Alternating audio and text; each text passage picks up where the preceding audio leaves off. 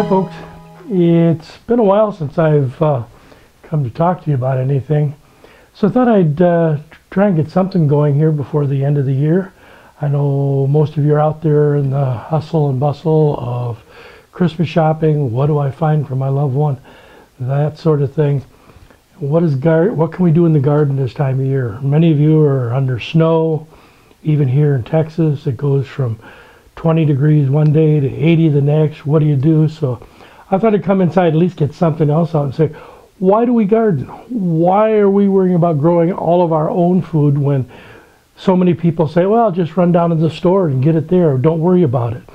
Well, there's a lot of good reasons for that, and I'm sure you know of it, or you wouldn't be watching this video. But I wanted to explain to you probably what my reason for it and the reason why the larger number of people every day seem to be getting into that, so you can take on that argument of why should you take on the responsibility of growing your own food, fresh food in the garden, that sort of thing. Other than the flavor, let's just assume that.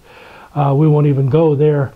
But beyond that, this food system we have in this country, I'm going to get borderline political here, forgive me, but it's got to come out with the news over the last couple of months with Senate Bill S-510 and some of the others of the food bill.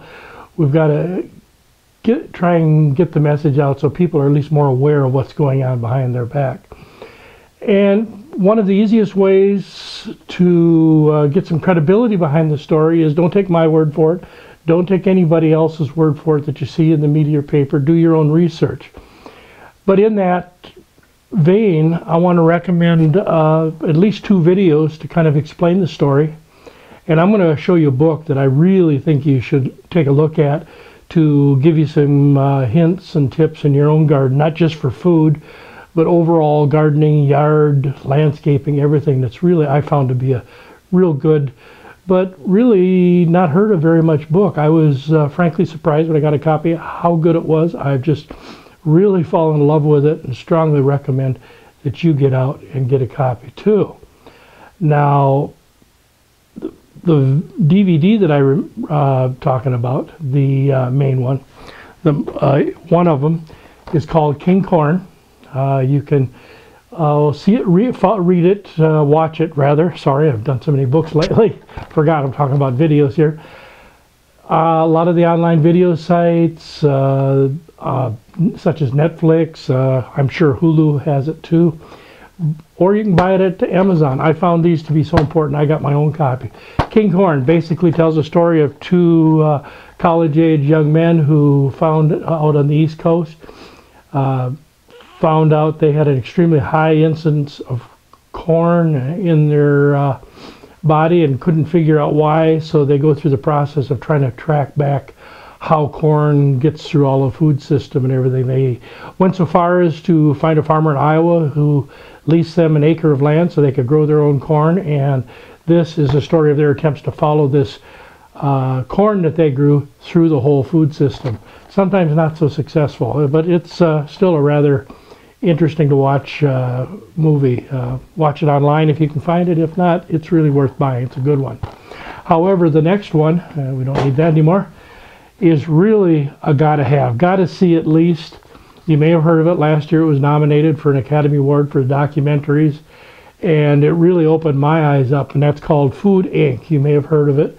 There was a book by the same name. This is a DVD, and it is one of the best documentaries I've ever seen, talking about how the food system has become so centralized, what the large-scale feedlots, large-scale poultry operations are doing, not only in terms of pollution, but what they're doing to the food that we put into our bodies, and what's happening as you go throughout the stores.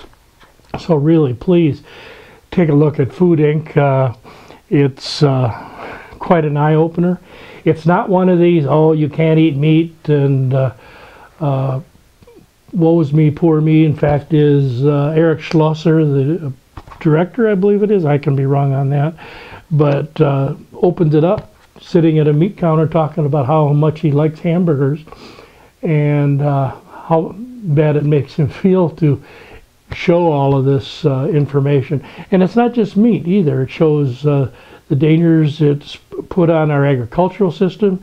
If you've been at all aware lately or following news, you've seen the breakouts we've had over the past couple of years of tomatoes and spinach. More recently, all of the eggs. All of it's related. So this just helps explain the system of what the shortcomings are, what some of the problems are, and really sort of gives credence to, yeah, what we're doing out there really is worthwhile, both to our families and to our neighborhoods and to the environment. So it's really worthwhile watching. Make up your own mind if you like it or believe it or not. I don't know how you could not. But either way, it's a gotta-see movie for anybody who gardens or is concerned about food in their own family and their own garden. Now, onto the book I mentioned. I'd call this a sleeper. I had heard very little about it, but on the recommendation of somebody, I got a copy. And I strongly recommend you get a copy. Yes, it is available in the big box stores. However, I would recommend you get it from directly from the author's website, Joe Lamp'l, who puts out a PBS show. They've just completed their first season called Growing a Greener World. It's online at his website. You can see all the past episodes, which are really well worth watching. He's currently preparing for, try to get the glare off here, for season 2, getting those episodes shot. And I ordered this book based on what I'd seen on his website. And I was really pleasantly surprised. Everything from choosing plants for color in your garden to edible landscaping to plants to choose to encourage good bugs in your garden. Everything from butterflies, hummingbirds. Here's and the other thing that I liked about him is he, like me, is an organic believer. He's not going to call you any less of a person if you don't believe it, but he shows a lot of organic solutions for the same thing that many people just run down to their big box stores and go grab a bottle of poison and start spraying everything, and then wondering why the honeybees and the butterflies have kind of vanished from their garden. So, Over the Fence by Joe Gardner's the name he used when he was on a DIY network show. But Over the Fence by Joe Lamp'l is really a good buy. I'll have the link is right underneath here. Drop him a line. I think he has a PayPal purchase option right there. And he's even got an option if you buy direct from him, he'll even autograph it and hand sign it. He gives you a space where you can tell him what you'd like the inscription to read. So Over the Fence rather, by Joe Gardner, an excellent book. Now to wrap up, I've got enough political here today. I want to take you out on the patio here and show you the biggest reason. I don't know why I keep doing this, forgive me. Let's go out on the patio and I'll show you the highlight of my gardening year. Most people it's tomatoes, some people it's hot peppers. Earlier this year I had a very pleasant surprise. If you've been with us, you've seen the episode on the 20-pound watermelon. That was a great surprise. But this is my favorite time of year. Let's go out and see what it's all about. All right, good, you made it. It's right over here. We all start with just half a wine barrel, nothing more than that. Toss in a little soil. Go out to one of the big box stores or your nursery and get yourself a nice fruit tree, and look what happens. After all this year of fighting grasshoppers, we have some very nice Satsuma mandarins. Not many, but the grasshoppers made it really a trick for us to get anything at all this year. They're soft to the touch. They mature around November through January, so it's perfect for this time of year. Just pull them off the tree, and as you can see, they peel just as easy as can be. Nice thick sections. It's moist, it's dripping juice in my hands here. And the nice thing is there's very few or no seeds in them. This is a Satsuma mandarin, and very well worth it. Well, there you go. Now you know the favorite thing that I wait for all season is my mandarin oranges. Tomatoes, watermelon, it's all great stuff, but this is my favorite. Hopefully you'll try some citrus too, even in the colder climates. Put it in a barrel like I showed you out there. Pull it inside over the winter. I have Meyer lemon, another mandarin tree, and some various citrus out there, all in barrels like that can very easily be brought in when it gets cold.